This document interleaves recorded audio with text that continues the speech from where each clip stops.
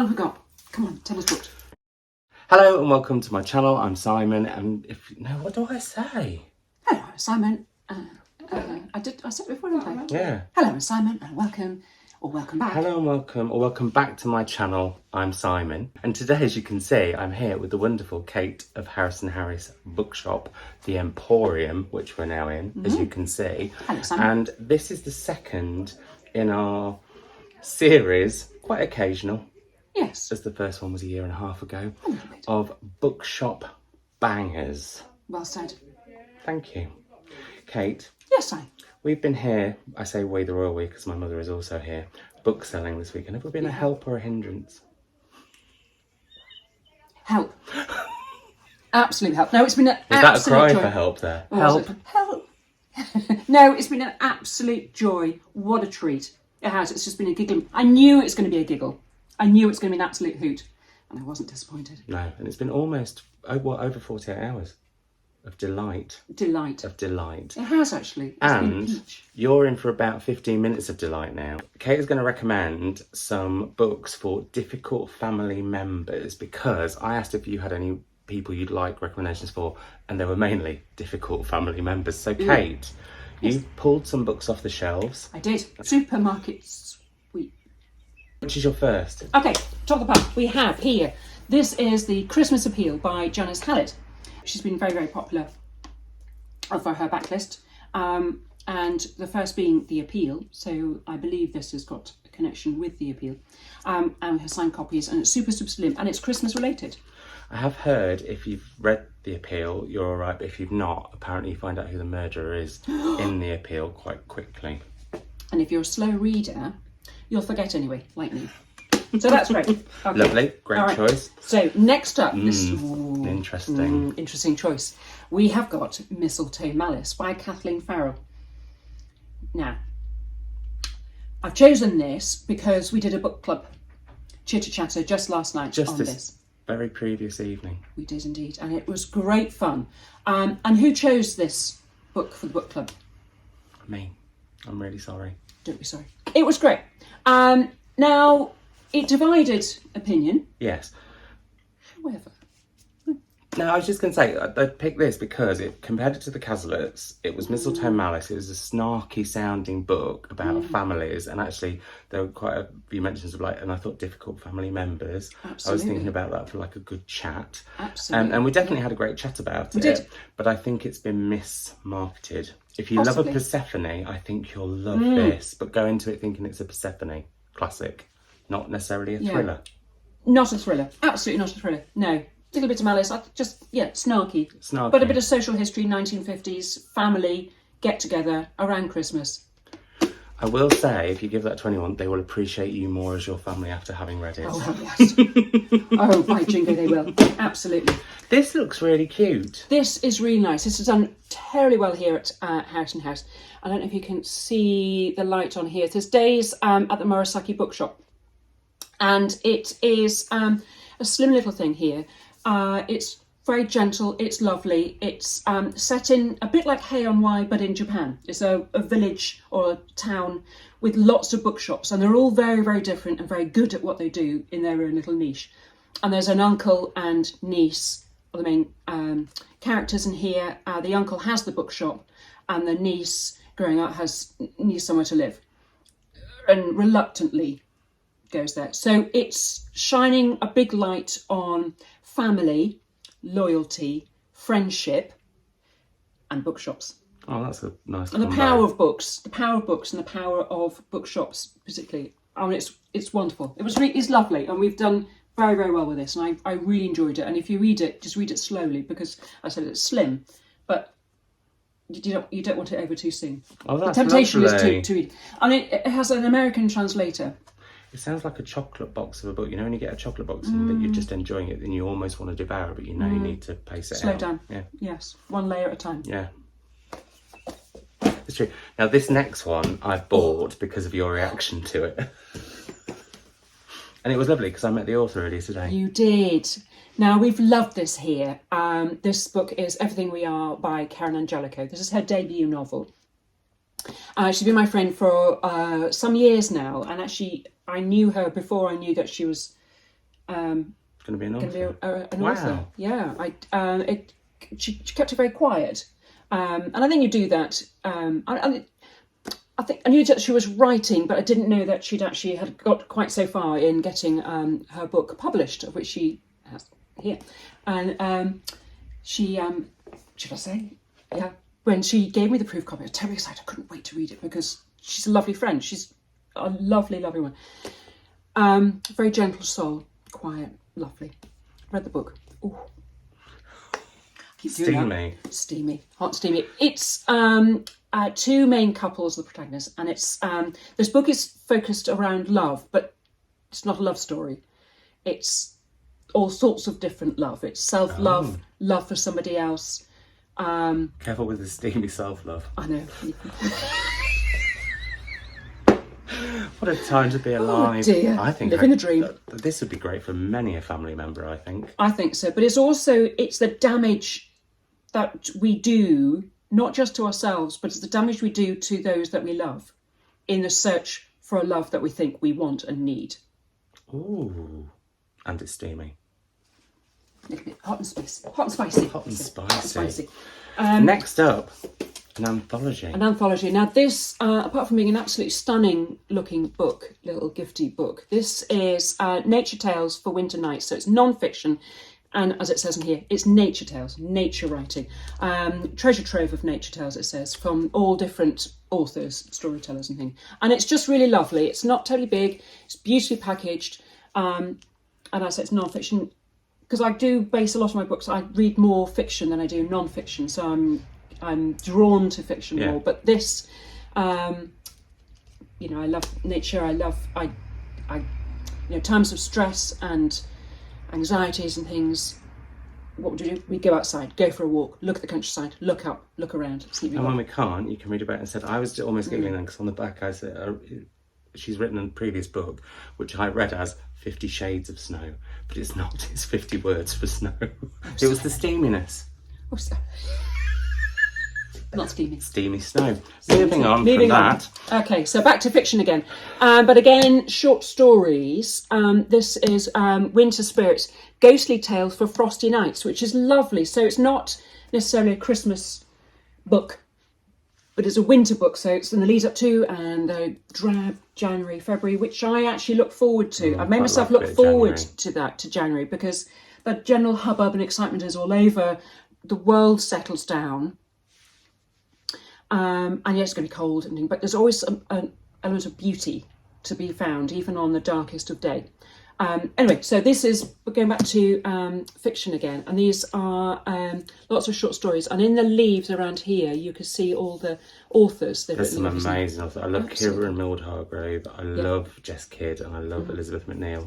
Yes, fantastic. We sold some of her today as well. Yes, Natasha Pulley.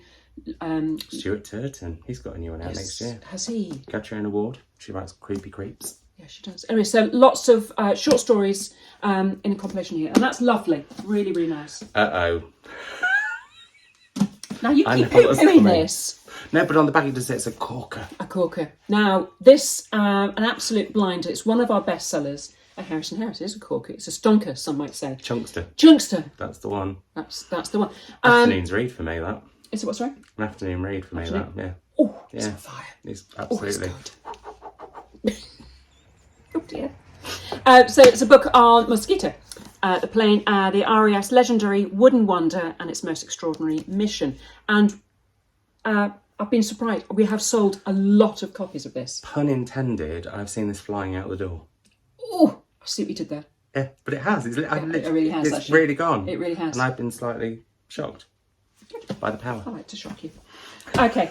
I think you'll appreciate this one. So a little here. This is the little book of Shakespeare's Insults.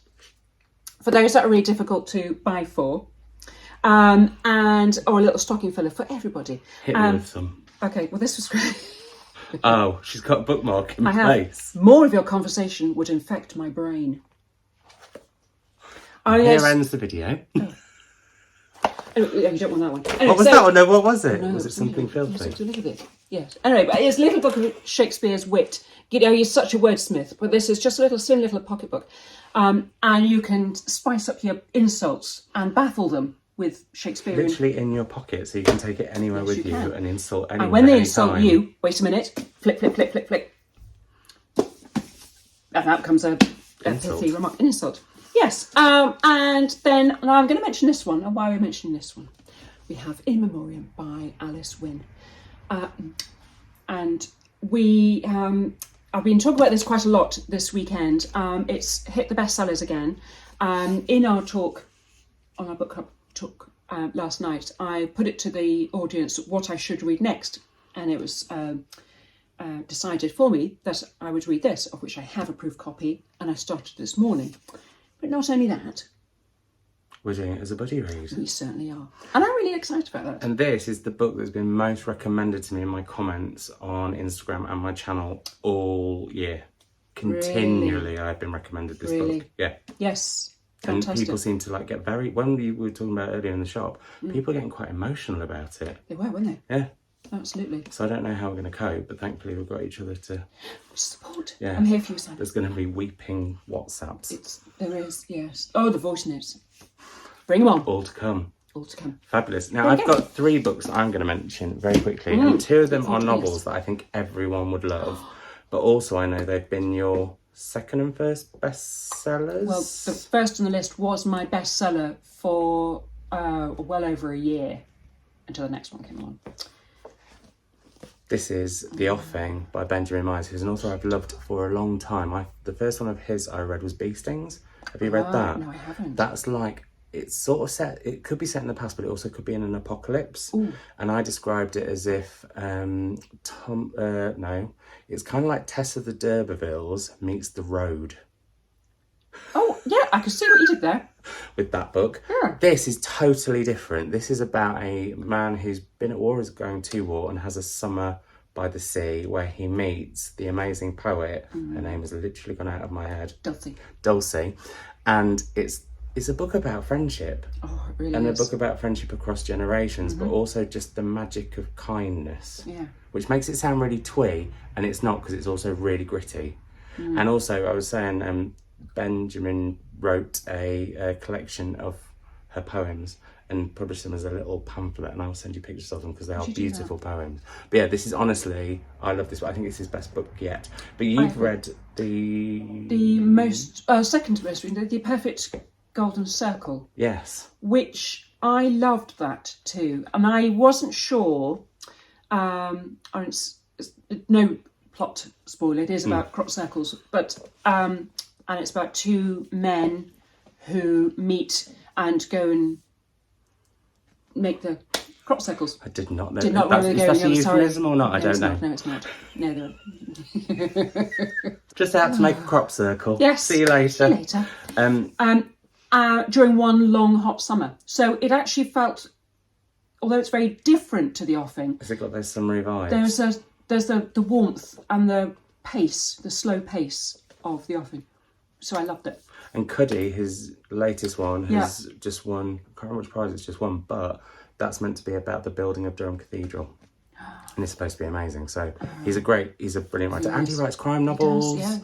He does, yeah. His what's the one that's been on the telly? Yes. Mum, you've got it. The Gallows Pole. Gallows Pole. I didn't like the jacket of that. No. Yeah, Anyway, but a jacket that is gorgeous is, so how is this book done? Oh my God. I mean, I feel like I'm preaching to the converted, but these are 2 novels that I think everyone would love. Absolutely. Oh, Still Alive. Still Alive. You say Still Alive, you just have to after it. It is the most beautiful, lovely book that everybody needs to read. Everybody. It's full of love, but not all its forms. In all its forms. And found friendship. Family as well. Found family. Friendship, found family. Friendship and Claude. And she does this thing, I don't know how she manages to do, but like in a paragraph, she can do a whole novel. Oh my God. Like there's a murder. There's that murder scene, which I'm not going to give anything away other than say that, but it's like 4 lines. And then a character you're completely invested in, dies, she'll break your heart, and then the next sentence you're laughing. Yeah. How does she do that? I don't know. And honestly, I think this book is... I mean, also, I love Tin Man. I think that's an incredible book. I think I'm going to read that one next. It's so short and concentrated, and again, looks at love in all sorts of different forms, but I just think she's a genius. And I think this is an incredible book, but lots of you will probably have already read it, and probably bought it for the people, but just keep buying it for more people. Keep on buying it. That is now my #1 best ever seller. And last night, one of the questions was, what's a book that you wish you could reread for the first time? And this came up with both you and Emily. Absolutely. We've sold so many, we continue to sell lots of copies, and every time somebody picks it up, they get an R, and I'm secretly like, God, I really wish I could read that again. I know people who read it and then went straight back to the beginning to read it again straight after. Yeah, that's the power of this book. And then last but not least is Mum and I had a selection of books that we were hand selling this weekend, and I want this to be in everyone's stocking, but I think this is a book for everyone. I'm probably going to tell you the same fact that I told you over and over again. Happy to hear it again. This is The Golden Mole by Catherine Rundell, who, she's becoming a phenomenon. God, isn't she just? Yeah, the latest book, Impossible Creatures, won lots of awards. Then there was the one about John Donne's Super... Infinite, which I've bought. It's in my bag. Yeah. I feel like I'm going to go on a binge of her books now. I think so. Because also she's got a whole selection of middle grade and YA and just incredible, phenomenal. But this is all about creatures that are on the verge of extinction, or at least very endangered. But it surprises you because it'll be things like, well, there'll be some that might not surprise you, like a giraffe. This is my fascinating fact that I'm obsessed with. Fun fact. But also why they might be extinct, as you pointed out the other day. The fact that 94% of giraffe intercourse is man on man, or male on male. Moving on. But that's why they bash their necks against each other. Which is... Yeah, it's territorial. Territorial. It's territorial and territorial and sexual. So there we go. But there's animals that you wouldn't expect, like crows. I didn't know that they were on the cusp. I can't believe that. It's so incredible. But what she does that I think is phenomenal is it could be a really sad, depressing book, but she's saying we've still got time to save them, and look how remarkable they are. And I think it's a book that everyone will love, because everyone loves our planet. Of course they do. So, and what's the show called? What's the David Attenborough show? It's like a David Attenborough show in a book. Ooh. There we go, and it's got lovely illustrations as well. Do you think you're going to narrate the book for audio? I don't know. There's a narwhale. No, Impossible Creatures. And how would... They were where unicorns came from, and that's the sort of thing that she tells you. And then what's the other one that I love? There was about, have you heard of the green shark? They live to 500 years old because they go so slowly. Everything just slows down. So, yeah. And also, a fascinating fact about them, they will have 3 babies in their tummy, and the one with the sharpest teeth will eat the other 2 and survive. Amazing facts. Wow. There we go. That might also be why they're going extinct. Might be. So, yeah. Yes. Well, that was lovely, Kate. That was great fun. And when are we going to do this again? Well, I'll get the calendar. It will return. There will be a third Bookshop Banger. Brilliant. In due course. But thank you for having us this weekend. It's been a real treat. It has been a treat. It's been an absolute delight. It really has. I've loved it. To also just see what you've done here is just phenomenal. Thank you, darling. And also, if you're not watching What's in the Box, Mrs. Harris, I mean, you all probably are, because I do wang on about it quite a lot, then you really, really need to check it out. So I will link Kate's Instagram down below, and hopefully she'll be coming to YouTube again soon. Yeah, I will. I promise I will. But on that note, happy reading, everyone. Happy reading. I'll try and remember to do a list of these books below, and then I'll link Harrison Harris's website so you can order them from there. That'd be lovely. See you all soon. Bye. Bye. I will keep those bloopers in there.